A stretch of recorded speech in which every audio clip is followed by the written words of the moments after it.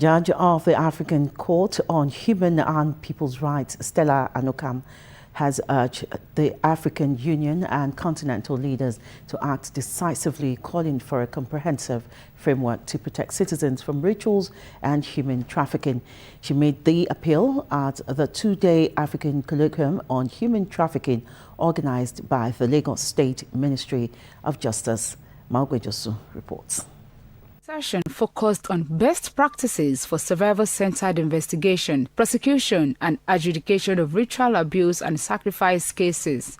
Justice of the Supreme Court of Uganda, Mike Chibita, highlighted key tools that can aid prosecution and ensure justice for survivors, including surveillance, personnel training, gadgets and forensic science. We need to invest so much in scientific evidence and equipping our team, because this will go beyond reasonable doubt, and it will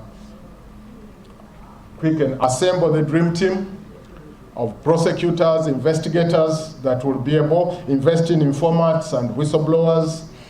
We need the social workers as well, and draw up a game plan and timelines, and keep these timelines strictly, and extract and store evidence. Now, the storage of evidence is very, very critical, especially fluids. One thing that could make a significant difference and begin to move the people, like Professor Cameron mentioned, is to introduce forensic science at every stage of the process.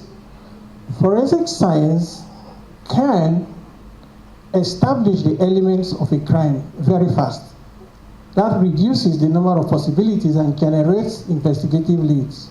At the conclusion of the African Colloquium on eliminating these criminal acts across the continent, Judge of the African Court on Human and People's Rights sitting in Tanzania, Stella Anokam, called on courts to interpret, apply and uphold the African Charter on Human and People's Rights.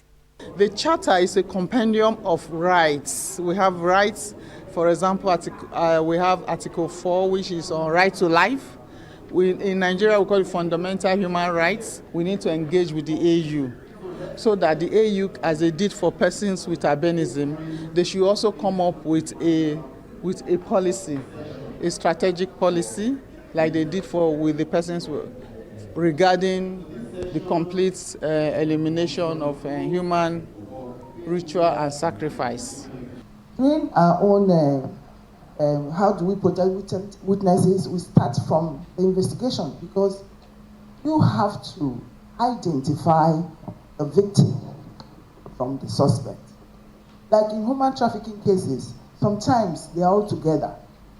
It is out of experience and profiling, be able to segregate. The 54 African countries that have ratified the Charter are now being urged to develop national plans of action to eradicate the practice, ensuring stronger protection for citizens across the continent.